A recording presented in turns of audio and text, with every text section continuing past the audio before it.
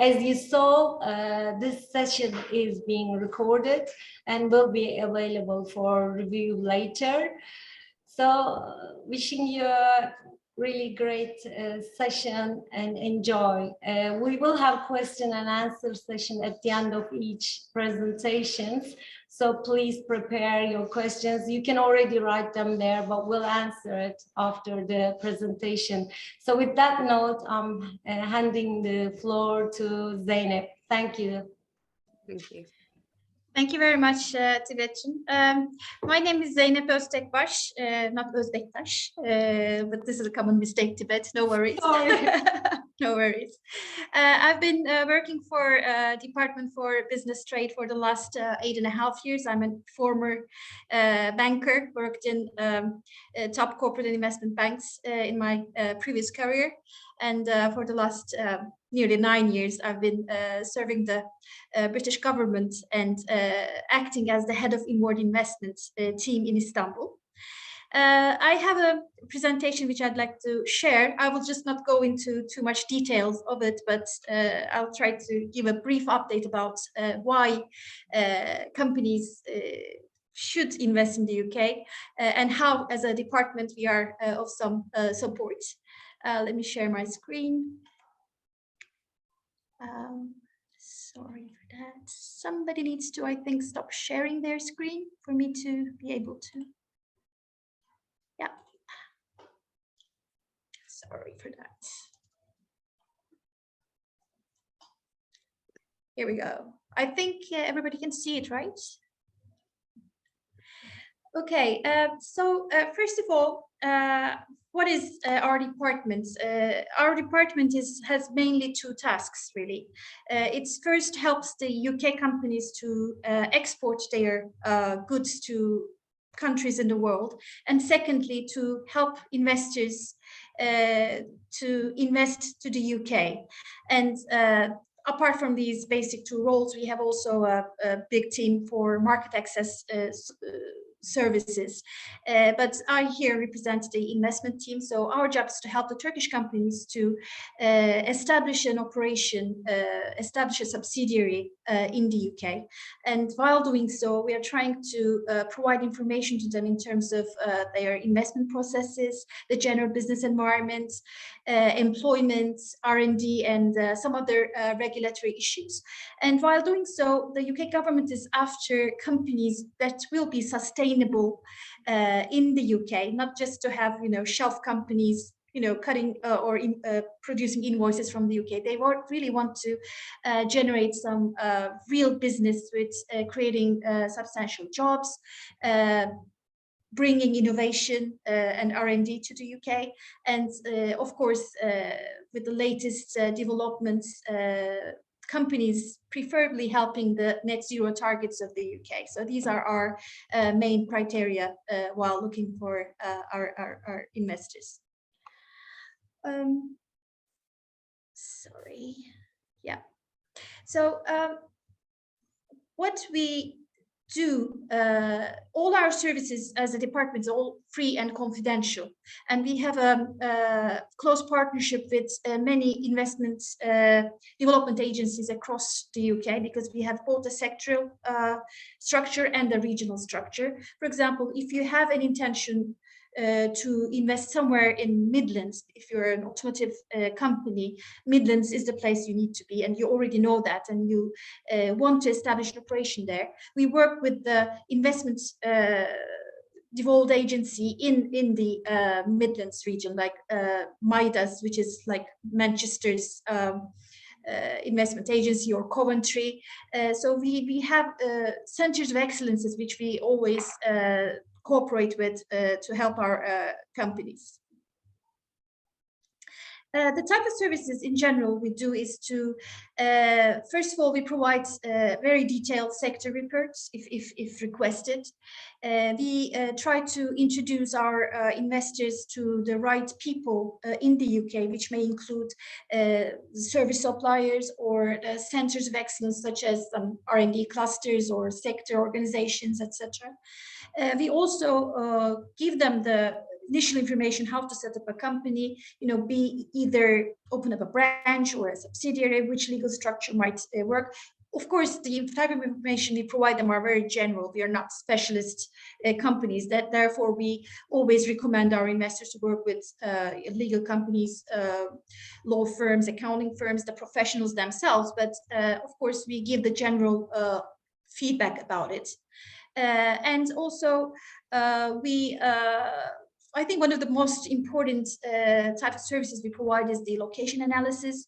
As I told you, most of the companies think that UK is basically London, which is not. It's a huge country with lots of opportunities. And what we try to do is to give the alternative location for the optimum location for any company. If you're a fintech company, okay, London is great, but there are other financial services clusters within the UK which not most people know, but we can guide you through that. We also give detailed but not very technical information about the tax system, the visa system, or the recruitment related opportunities in the UK, and some information about how to access financing in the UK. We don't provide financing though, I have to make this very clear. So very briefly, why companies should invest in the UK? I mean, it is it's a known fact that it's a very established and business-friendly environment among the many countries in the world. It has a very competitive tax offer, which I will touch upon later on. It has a very sophisticated research and development, research and innovation landscape. It owns a lot of talented, highly skilled workforce. The digital and physical infrastructure is superb, and it is a very accessible location through many means. If you go into detail, I mentioned that it's a very well-established business-friendly environment, and in this sense, the World Bank every year until recently was making a ease of doing business ranking for, I think 140 countries in the world. And if you see the list on the right, you will see that UK ranks among the 8. And while doing so, some criteria such as opening up a company, closing a company, reaching the financing, reaching to utilities, hiring, firing people, all these elements were calculated, and countries are compared based on this, and UK is among the top 10 countries in that sense. And it's a huge country with its own large market of 65 million people, 5th largest economy in the world, and this is why it has the largest FDI stock, number 1 in the world, in Europe, and only 3rd in the world after US and China. And only in last year, nearly 750,000 new companies were established in the UK, and a few of them are, large global HQs or European HQs. So the second item that I mentioned was the tax system. Until recently, UK was a very attractive tax offer. I think start of the 1st of April, there has been an increase in the corporate tax rate, but if you can see the list on the right, you will see that we're still among the, lowest corporate tax rates among the G20 countries. The tax system is very, very stable, very flexible. There are some tax advantages for research and innovation. If you do it in the UK, it also provides some tax advantages to your investors when you go for a fundraising activity in the UK. Your investors also benefit from some tax schemes, and generally it's been known as a very investor-friendly tax environment. I mentioned research and innovation landscape. UK ranks as the 4th in the Global Innovation Index. It is a top priority for UK. As you know, UK would not be known as the basic, manufacturing country in the world, but in terms of R&D and innovation, they really want to position themselves among the top. And that's why they want to invest heavily on R&D expenditure. They want to use nearly 2.5% of their GDP for R&D. And while doing so, the government is subsidizing or providing some grants, loans, and tax reliefs to innovative companies in the UK. I mean, maybe slightly detailed, but just an illustration in terms of how the innovative companies benefit from the tax system. There are certain schemes. If you're a smaller company or a large company, if you do the R&D in the UK, most of the R&D, not all, but most of the R&D UK, you can benefit from some cash credits on this. As an example, if you're a profit-making SME, for every £100 you spend, you get back your 21.5 pounds back. And if you're even a loss-making company, because you may go through an investment period, you still pocket in around 18.6 pounds if you spend for every £100. Again, for larger companies, you can benefit or claim back 15 pounds for every £100 spent on R&D. And also, after the R&D, if you get a patent out of that R&D, you also benefit from a really advantageous corporate tax rate, which is only 10% compared to the current rate of 25%. So these are the type of advantages, tax advantages for the companies who invest in. But if you also go for a funding round, because as you know, UK is also a very good place for raising finance, raising capital or funding, your investors who invest in you also benefit from some tax advantages. And for these, there are certain schemes called seed enterprise or enterprise incentive schemes. The details, we can share later on, but it is, one of the rare jurisdictions where investors are favored. And also for investing in startups, there is only 10%, there is a relief for capital gain tax if you invest into a startup. And then if you invest in a larger company, I think the capital tax gain is around 10%, which is still quite attractive compared to some other countries. Again, as I mentioned before, the UK government really wants to attract R&D to UK. That's why they mobilized some of the government funding through institutions like Innovate UK. And since I don't know, I think it was from 2007, 2.5 billion pounds were rotated to such businesses who do R&D in the UK. And these ticket sizes may vary from small numbers such as 25k or up to 10 million, which is really, really attractive. Sorry. Coming back to the workforce, again, UK is the base for 4 of the top 10 universities in the world. So there's a very good quality of highly educated people in the UK. And it's a huge labor force for 33 million people.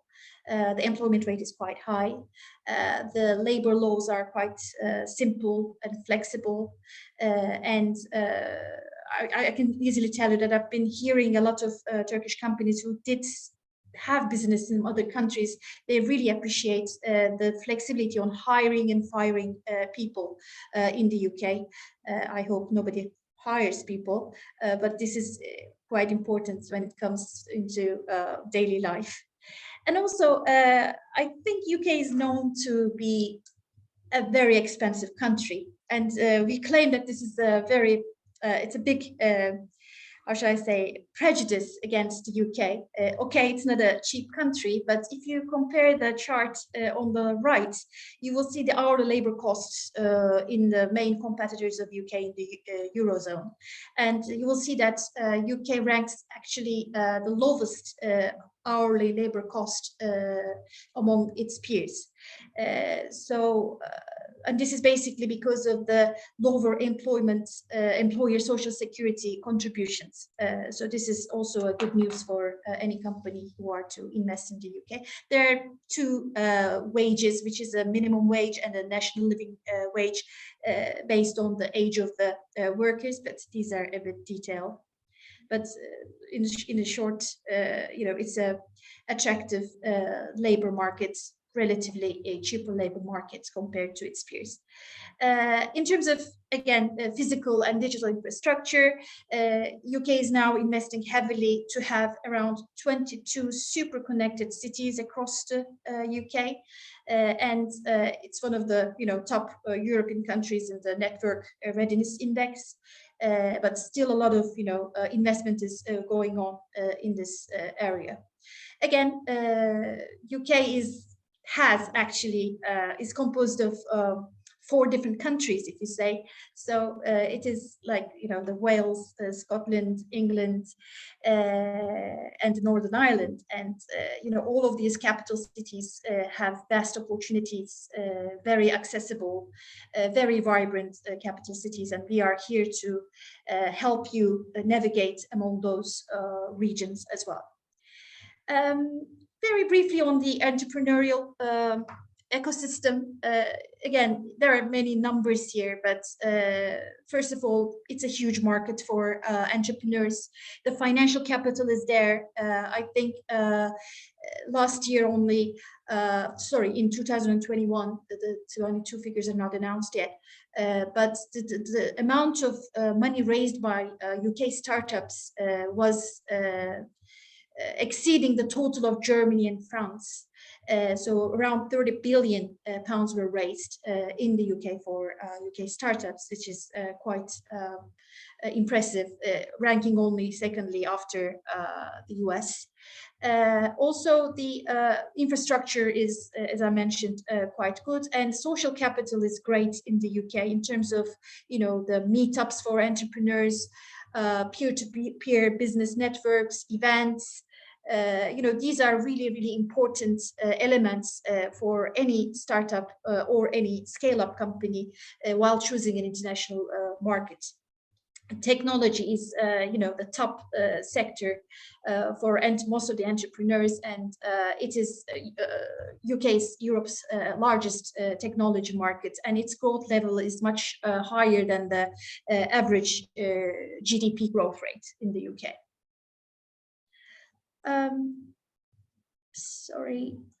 And finally, again, a bit of a, showcasing the strengths of the UK. Again, I mentioned the VC investments. It is top in Europe, and 30% of the money is invested in early stage companies, which is also great. The tech employment has increased substantially in the last 2 years. And also for the scale-ups, it's the 4th in the world. And needless to say, it has the highest amount of unicorns, again, exceeding by far what we have in France and Germany combined, which all evidence that, it's a great place to be for any entrepreneur.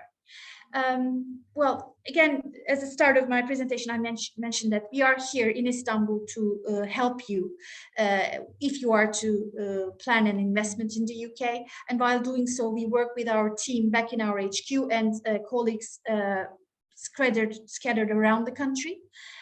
We are here to kind of facilitate this process. And I have my team, maybe some of you know them by name, but we will be happy to answer any questions, have a one-to-one meeting with you, understand your plans, and willing to help you navigate your plans in the UK.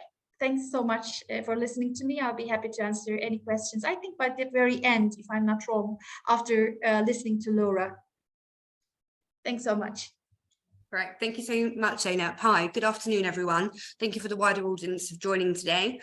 My name is Laura Butcher. I'm the second speaker today. I've worked in immigration now for 15 years, without giving away my age. And I have personally and professionally breathed the changes to immigration, and the most significant of which was 2008, when we saw a complete overhaul of our immigration system. And changes since then have been quite incremental, probably around twice a year, and this year is no different, as we're going to go on to see. What this demonstrates with all the changes is that the Home Office are increasingly implementing protagonistic policies, which is making migration to the UK more difficult than ever. If we can go on to the next slide, please. First of all, we're going to take a look at the landscape in the UK from Turkey. Is the slides up? Oh. Sorry, it's the third slide.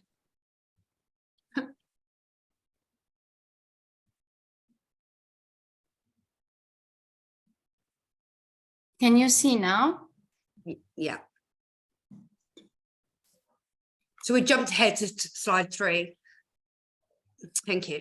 So, despite the protagonistic processes, net migration from Turkey to the UK has risen largely over the years, or especially since 1980. And we have an estimated number of around 500,000 towards the end of last year. Obviously, until the end of the Brexit transition period, one of the most common ways for people to migrate from Turkey was under under a bilateral agreement between the UK and Turkey, known as the Ankara Agreement. Since the scheme's closed, entrepreneurs now need to find a different method in which to enter the UK to conduct business. And the most popular visa for the UK to Turkey is still the standard and business visa, actually. And there's some statistics there for you to take away. The most popular route as an alternative for getting work or conducting work is a skilled worker visa. And again, some statistics for you to take away there. So the next slide, please.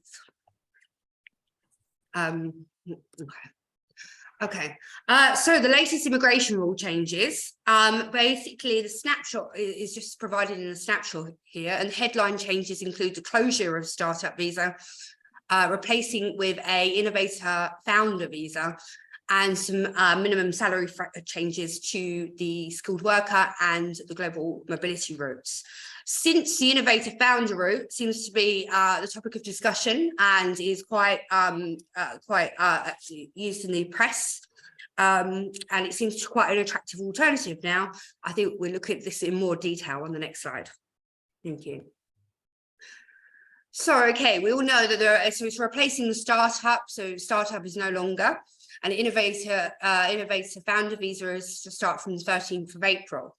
Now, on the face of it, in essence, if you have a good business idea and a relevant and an endorsing body agrees with you, and there's no then you know this is a route for you. However, although on the face of it there's no 50,000 minimum threshold anymore, there's also a significant reduction in the number of endorsing bodies from 60 to 5.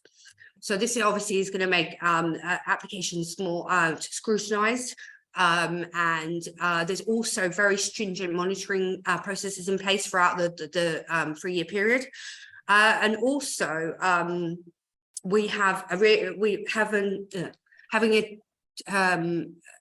having a further deep dive into the route, we've seen that there actually is potential problems when it becomes from ILR, in that the onus on the applicant to at least demonstrate the funds and source of funds are actually have been accumulated over the 3-year period. So although they're the government's taking away the 50,000 with one hand, they're sort of making you show it later on in the ILR stage. So one of our recommendations at Redfern Legal would be that before you reach the indefinite leave to remain period, that you perhaps switch into either a skilled worker visa, meaning that the actual ILR, the onus to meet the ILR requirements is much lower.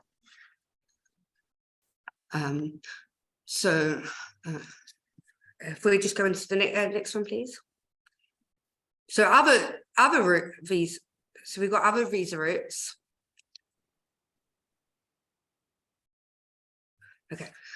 Okay, so but if the innovator is not one that we're very keen on, obviously it's going to be one that people are going towards because of the 50,000 threshold. But certainly, like we said, for ILR purposes, we'd stay clear of that. So what other visa routes do we have? Obviously, we have the potential for migration under the family routes. There is no longer an investor route, so self-sufficient route, and the potential other options include, as we said, the founder innovator, the business visa, the UK license and skilled worker visa, and the global mobility routes. Scale up global talent, and as Zeynep quite rightly said, since the onus is on, since the main area of industry is technology, you'd all be pleased to know under the global talent route that the Tech Nation endorsing body still remains. And then there's obviously a high potential visa. Now, business visitor activities is often used by Turkish nationals, and it's usually assumed that short visits to the UK, short frequent visits to conduct any business activity is permitted under the business visitor rules. Although they are, to a degree, work is strictly prohibited. And what you're actually coming to do in the UK will be is either assess obviously for Turkish nationals at the entry clearance visa stage, and it can also be further assessed at the border itself. We have had instances that we've been contacted by individuals that's either had visitor visas refused or have had issues at the border because they can't demonstrate what they're coming to do actually falls within the ambit of the business visitor provisions. So the moment an activity becomes productive work, and what's productive work is certainly a grey area that's not defined anywhere, would come under a work category of visa. Obviously, the frequency and the duration of the visits is also important. Obviously, you can come into the UK for up to 6 months or apply for a multiple entry business visa to facilitate multiple trips. However, the more frequently you're using this visa and the longer you remain in the UK, the more it will imply that you're conducting something that's not permitted in this visa type. The next slide, please. Can we go to the next one? So, word of warning on the business visitor. The UK government is taking an increasingly hard line. So Turkish, like I said, Turkish citizens are not allowed to work, and Turkish citizens travelling on visit visas need to abide by the country's regulations. There's also in the new statement of changes for the immigration rules, there is also a suitability requirement now. It's a small change to the visitor provisions, which makes it harder for an applicant to meet, especially if there's implications that they either own or run a company in the UK. So what's the alternatives for Turkish nationals conducting business? The most popular route to work in Turkey is from Turkey is the skilled worker visa. And it's a category that replaced the former Tier 2 route, which some of you may be more familiar with. And it enables any UK employer to who have an appropriate sponsor license to recruit any person from outside the UK, or obviously all the European nationals now. So the basic premise of a skilled worker visa is you must already be offered a role in the UK. There must meet a minimum salary threshold. And also you don't necessarily just need the job. You could actually be one of those business owners out there who have a presence here in the UK, and you've not yet got a license, in which case our strong advice would be to facilitate a sponsor license as soon as possible, because if you don't have any gaps in your recruitment needs now, you certainly will do in the future. And so if we go to the next page, in order to get a skilled worker visa, you need to have a sponsor license. As I said, this basically is a register of all of the UK employers that hold a sponsor license application to facilitate overseas workers. Now, out of around 5 million companies, UK companies. I think the last check I did was around 67,000 UK sponsor companies with a sponsor license. So when you think of the ratio of that, it's actually quite not surprising that sponsor license applications are increasing post-Brexit. Another reason why sponsor licenses are applications doing is because of the removal of the most important 10% shareholding rule. Basically, the previous tier 2 category basically put a restriction on anybody that hold 10% or more shares in a company from holding granting a skilled worker tier 2 visa. Now the new rules under the skilled worker regime is that there's no maximum. So this actually provides for business owners and high-level management to hold a sponsor license themselves. And essentially self-sponsorship is the term that we can use, although there's, you know, ways of navigating that. But yeah, that might be something that's more familiar with you. Okay, so okay, so the problem with to obtain a sponsor license, there's a number of documents you need to do. You need to be trading, first of all. Now, trading from the Home Office point of view is defined as at the point of incorporation. Having said that, you need to show just more than the certificate of incorporation, because you need to demonstrate trading experience. And how do you demonstrate trading experience? Is to provide a number of documents. Some are mandatory, and one is a UK bank for the company. So if you're newly formed in the UK, this is going to provide this causes a lot of clients lots of issues, because if we go into the next slide, there's some real there's the pitfalls of a skilled worker and sponsor license is twofold. One is you have to have a UK-based person in place. So if you're a newly incorporated company in the UK, you may not have a physical person here to assume the role. So it's like a chicken and egg situation, as we say here in the UK, that you can't get somebody into the UK without a visa, but you can't get the visa status until you have someone in the UK. So the authorizing officer person needs to take ultimate responsibility for the license, although obviously trusted immigration providers like us can assume a lot of the compliance obligations that come with it. Mainly with the sponsor license, as I said, you need to document, you need to evidence trading experience to the Home Office. And one of the mandatory documents is a company bank account. Now, as we know, or those of you in the finance industry, particularly the known customer checks that they're conducting are require you to be a resident for the purposes of opening up a bank. So if your company has got an overseas national on it, by default, you wouldn't be eligible. So the UK banking regulations, like I said, require you to be resident. Resident is defined as anything over the 6-month period. So being here as a visitor is not going to satisfy the banks. I mean, so we've worked with many clients over the time to find alternative routes for that. So, for instance, some of the in the current climate, lots of people are using online electronic banking. The Home Office suggests that as long as it's FCA regulated and PRA, then that would satisfy them. So it does mean that some electronic banking is acceptable. So one of the most attractive alternatives to the sponsor license regime is the new UK, well, relatively new, I say, UK expansion worker. Again, it comes with a sponsor license attached to it.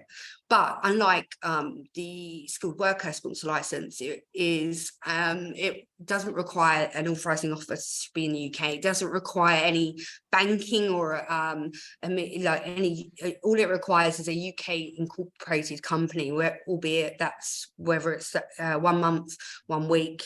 It doesn't need to have shown any trading experience in the UK. Instead, you're relying on this sponsor license for the purpose of establishing trading experience or showing trading experience for the company in Turkey. And so all the supporting document is to do with the parent company, with a view to sending one of your up to 5 individuals to the UK for the purposes of getting all your housekeeping in order in terms of a bank account, giving you time to have a feel for the market here, really, if you've not really exposed to it previously. And with a view to within 2 years being in a position naturally, I guess, by transferring into the skilled worker sponsor license, for then you to give you the scope and the flexibility in terms of hiring other people beyond just D5 workers.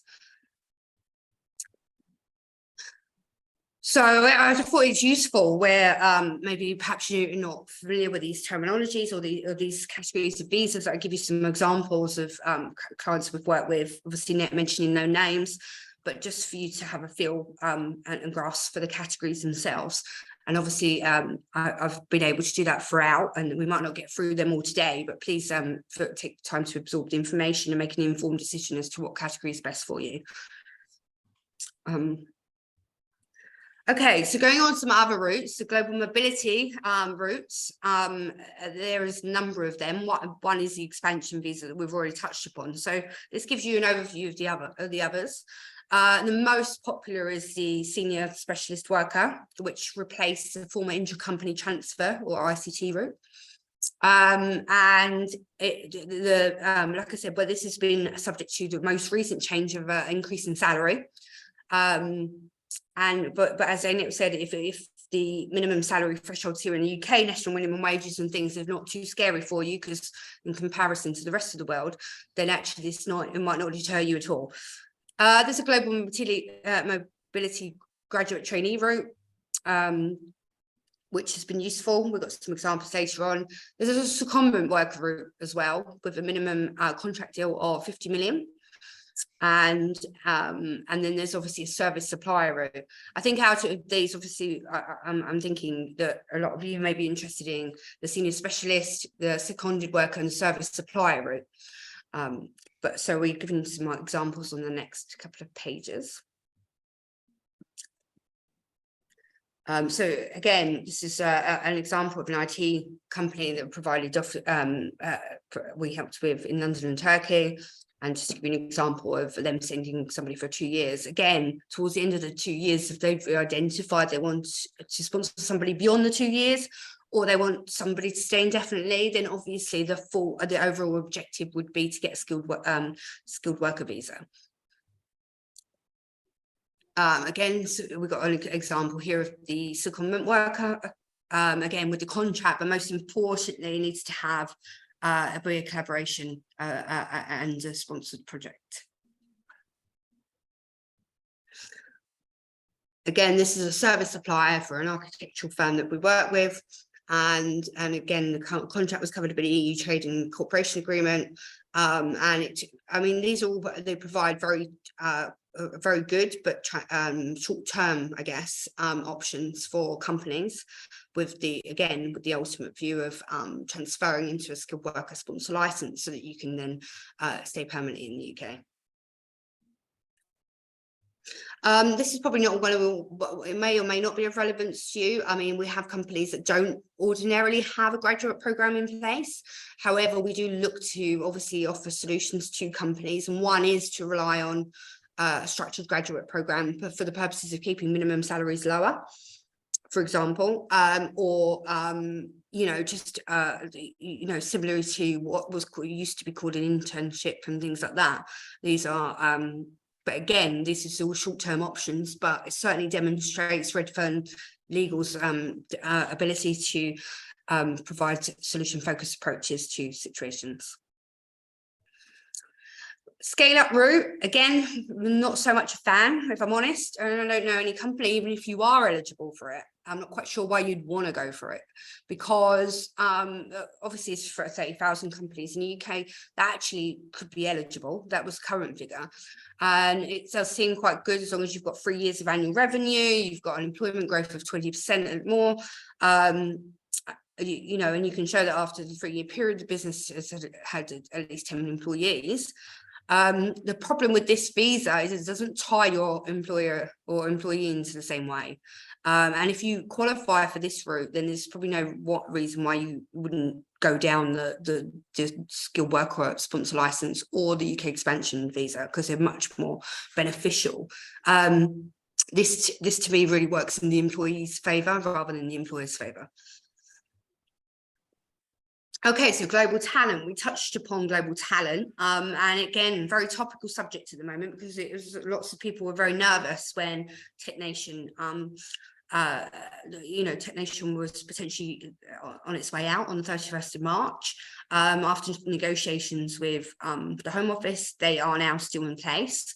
But obviously global talent provides for other industry sectors such as, arts, film, and various others. So we do quite a lot of these normally, like Zeynep said in the ambit of technology, but also across the board, really. Engineering mostly. It's still a very, very popular visa type. However, the reliance on it lately has probably made like the increase in applications, which makes scrutiny, more scrutiny to be applied. So let's just watch this space on the global talent. I think it's subject to more changes as the year goes on.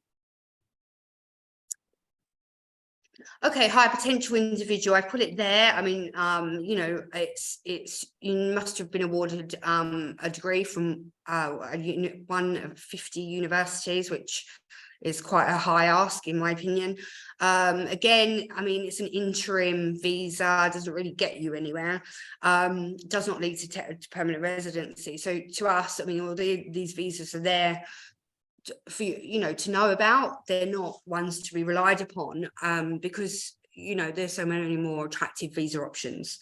But we offer fact sheets on all of these visa types, which we're happy to, if you contact us, we're happy to share if you're interested in any one of these visas and want some more information about those. Okay, I've opened the floor up to question and answers probably a bit earlier than we needed to, but yeah, if you just do we want to do questions or we're ahead? We have two questions again on the same topic, which is they're wondering if this session will be recorded or not. Yes, it is recorded and you can review it on our website. We will also send all the participants the email link, so you will receive it. We just received a question and it says, what advice would you give to professionals already in the UK wanting to combine their Turkish and knowledge of the UK market culture? While there are many agents offering legal, accounting, immigration services and property to Turkish individuals and companies in the UK, what are the employment options available within Turkish companies operating in or wanting to enter the UK? Well, it's very, very, very large question. Can you just step ahead to the next slide, because actually this might tie into Redfern's wider approach, which is to consider a lot of intertwining factors, including employment law, but also there's a range of services here. So first of all, we'd look. I mean, certainly our approach is to look at the ultimate objective for the client. What do they want to achieve, and then kind of work backwards from there. We're very much advocates of not letting your immigration dictate your business, and we work with a business to provide sound solutions with considerations made for other areas of interest in your business. So for instance, the incorporation of company corporation, employment law, certainly, and the remainder, and commercial property, intellectual data, etc. So I've provided some useful definitions here. I think we said we're going to share the slides with the audience after the thing, but just for some of you who are not familiar with the terminology, or from an employment law perspective, like somebody just asked, we've got some definitions on what those what they mean legally. There's also some further definitions from the scale-up route and what it means to be an overseas business from the Home Office's point of view. Obviously, if you have time to absorb those and you have any questions, please don't hesitate to contact us. Thank you. We're still waiting for any questions, any further questions, but it was wonderful presentation. Thank you so much, Zeynep, taking the time and giving us a great presentation. I learned myself actually new things, so thank you. It was great. And Laura, yeah, it was really great, informative session. So you had a colleague wanting to introduce herself, Laura. Should we ask her to just introduce herself? Sorry, excuse me. Hello. I just wanted to say hi before closing. I'm a geo-qualified solicitor, qualified both in England and Turkey, and I'm a member of Redfern's corporate and commercial law team. So I might have a unique understanding of Turkish businesses' needs and their legal understanding and approaches to business. And we are a full service law firm. So if you need anything also about corporate commercial or IP or data protection, we'll be able to take on those as well. Today, we wanted to focus on the immigration aspect, as it's the first thing to think about when you are considering expanding into another country. But we want to see this as a beginning of a series of webinars, and perhaps next time maybe we can focus on how to receive investment in the UK, how to raise capital in the UK after set up your company here. So thanks again for all joining, and if you have any questions, I'll hand over to Laura again. Thanks.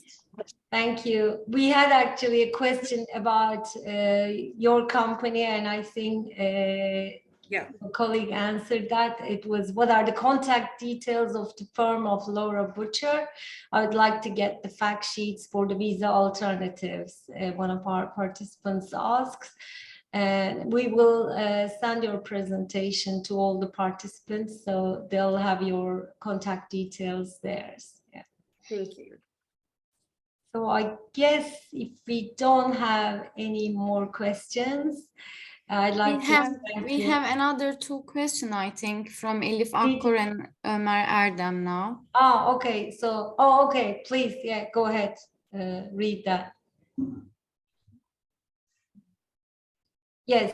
So from Elif Akkor, her question is: can a person with an order of merit given by the Turkish presidency be considered as high potential individual? Does it have to be a university degree? No, yeah, absolutely. The Home Office is quite clear on that. It needs to be literally a list of on the list of 50 universities.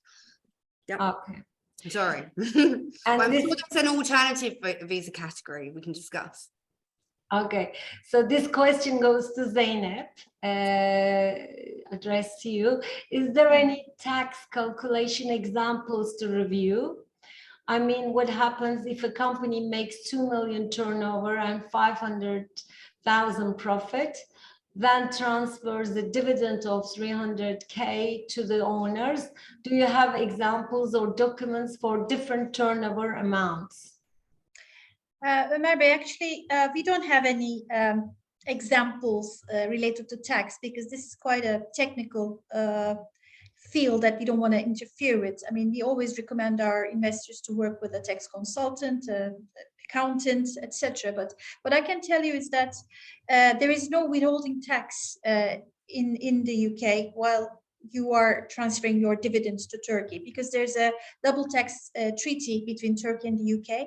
So if you are to transfer some of your profits you made in the UK to Turkey, you are not subject to additional withholding tax. So you will be paying the regular corporate tax rate of 25 on your profits in the UK, and for the amounts that you're transferring to Turkey, you will pay your taxes in Turkey, so you will not pay anything about these dividends in the UK. you. I hope this is helpful. Great, thank you. Okay. And again, maybe on that, Tibet, you know, one of the services that we here do is to provide some names of, you know, service providers to our potential investors if they want to really work with them. Of course, this is a commercial decision whether you work with them or not, and this is, you know, you will have to pay for it. But our job is to be able to provide you a, you know, list of service provider names for example, Redfern Legal is a company that we've been working for many years. They've helped a lot of Turkish companies in the past. There are some other you know, companies as such, both in accounting or legal, in HR, etc. We can provide some names to you know, get in touch and get actual service. Excellent, thank you. So there's another question about high potential visa. Funda Bute is asking, she says, I'm an MA holder from one of these 50 universities, a former Chevening scholarship holder. However, I was graduated 13 years ago. No, unfortunately not. There needs to, yeah, it needs to be, I think, well, no, I believe within 2 years of graduating. So she unfortunately, as exceptional as she is, she didn't qualify just yet. Okay, sorry about that. And I think one last question from Aslı Toran. She's asking, is it possible to get insights for professional profiles who would like to pursue their career in the UK? Professional profiles who would like to pursue their career in the UK. Insights, I guess, for professionals. Yes, is that? Yeah, which you can contact us. Yeah. Okay. Yeah. Okay.